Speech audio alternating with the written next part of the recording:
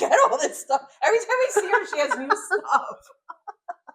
This is, I mean, Oh seriously, I my God. raided a crack seed store with my husband. He's like, wait, how much more do you need? Hi, everyone. We are here today with Congresswoman Jill Tokuda from Hawaii. Jill, what's going on here? So I decided, as you know, we love to bring omiyage or gifts from Hawaii. And growing up in Hawaii, you often go to the crack seed store. It's basically like our penny candy heaven, if you will. Lots of Asian snacks, as you can tell. So I thought while we talk, you can also get a taste of what we ate growing up as kids. Oh, I love it. She's Yeah. one of our favorite guests. She brought snacks and all these yummy treats. Well, thank you for sharing about some of these customs from back home. And can you tell us a little bit about yourself and why are you a congresswoman? Well, I am a fourth generation Uchinanchu, which means Okinawan American. First Uchinanchu in Congress, and I think it's wonderful for me coming from Hawaii, where we are somewhat of a melting pot. I mean, you have got every culture, ethnicity represented in Hawaii. We have sat at common tables together. We've shared our food. We've shared our traditions. We've worked together to improve life in Hawaii, and I think it's high time we bring some of that aloha spirit and that sharing of culture, ideas, and diversity here at a Congress. And so that's why it's really important for me to be as active a member of KPAC as I can be. Like all of the diversity of the candy you see here, you've got Chinese, you've got Japanese, every possible, so you've got some Hawaiian influences here coming together at shared tables, finding common grounds. I love it. Do you have a favorite? That's like picking the child, but I will be honest. The tomo ame was my go-to. I don't know if you've ever had tomo ame before. Okay, well then you have to open it up and pull it out, Wow. unwrap it. But here's the kicker: you don't need to take off the rice paper. So that's the thing. I'm gonna try this. So many great snacks and foods, and you're always talking about the importance of agriculture to Hawaii's local economy. Can you shed a little bit about how local agriculture has been impacted by Trump's policies? I don't know whether it's the big ugly bill or here's the rice. We're gonna eat the rice. You literally just put in your mouth. Well, I mean, when you think about how we all came to Hawaii generations ago, I'm fourth generation. It was to work the plantations. So many of us have our roots right in agriculture. It gave us a chance. It was not an easy life. It was hard. That gave birth, quite frankly, to the unions and organized labor and fighting for those basic rights that our people needed, whether it was safe working conditions, whether it was equal pay, all of these different benefits that we wanted to see for our families from generations to come. And so agriculture is very important. It's very personal for many people in Hawaii.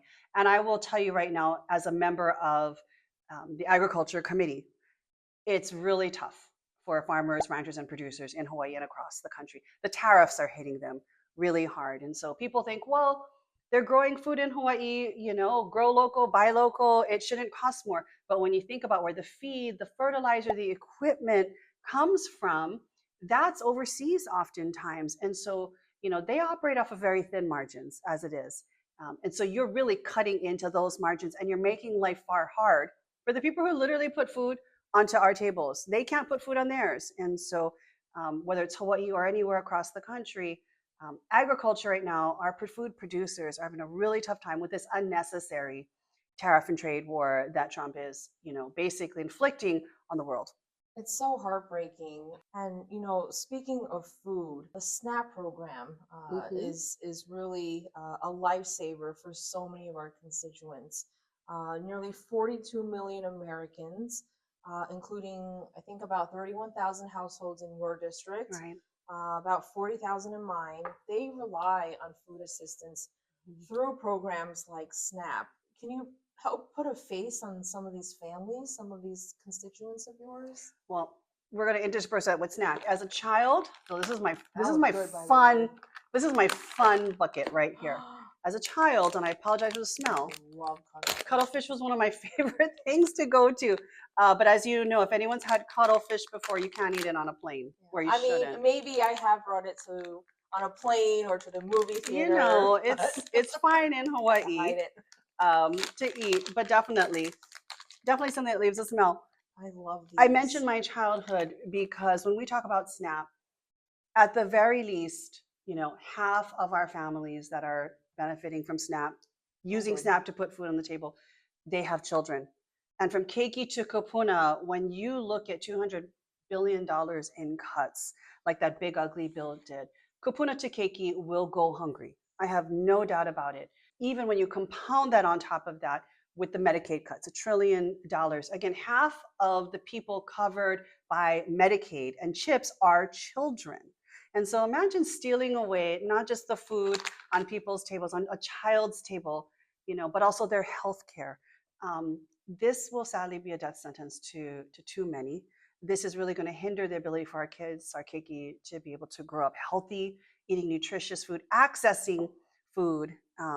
So this is going to be a real hit to a place like Hawaii, where you're going to ask us to pitch in, if you are, the state share of SNAP to start covering more administrative costs. That will be difficult for small states like ours. And when I was in a hearing last week, I asked one of the testifiers, I said, what happens if a state can't make up their share? And they said the program will shut down. Shut down. Now let's think about that some states may not even have SNAP because their states can't afford the copay, essentially. How will people put food on the table? Millions could go hungry in that particular case. So this is a devastating action that we're seeing in terms of the cuts to SNAP.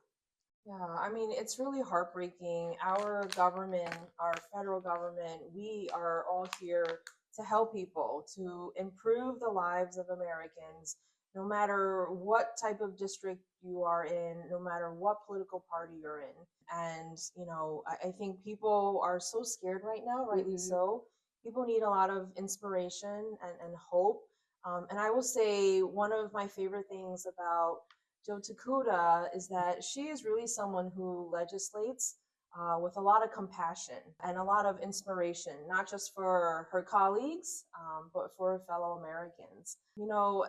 As we are here in front of all these fun snacks, and they were delicious, thank you. Can you share a few words as we say bye to our viewers? Well, you can crack open one of our Hawaii sparkling. We want to end off with hope, right? Yes. And a little sparkle. So you can pick the flavors. Only in Hawaii would you have lilikoi, lychee, and passion orange guava, and of course, pineapple, citrus. So please choose one to end this moment off with a little sparkle. But there is hope.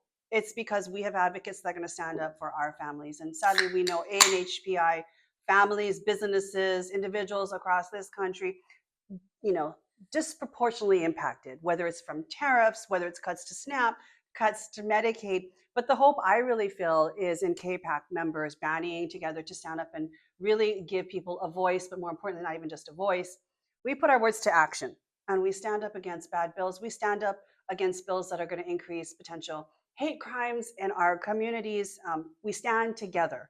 And I think that is so critically important in this moment. And quite frankly, that gives me a lot of hope that we're going to get through this together and we're going to be able to, authentically represent our community here in Congress. So thank you Thanks for for what you do. Thank you. Thanks for tuning in, everyone. Brighter days ahead, and we all appreciate you and love you. Cheers. Cheers.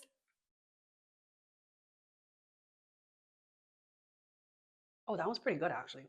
This is really good too.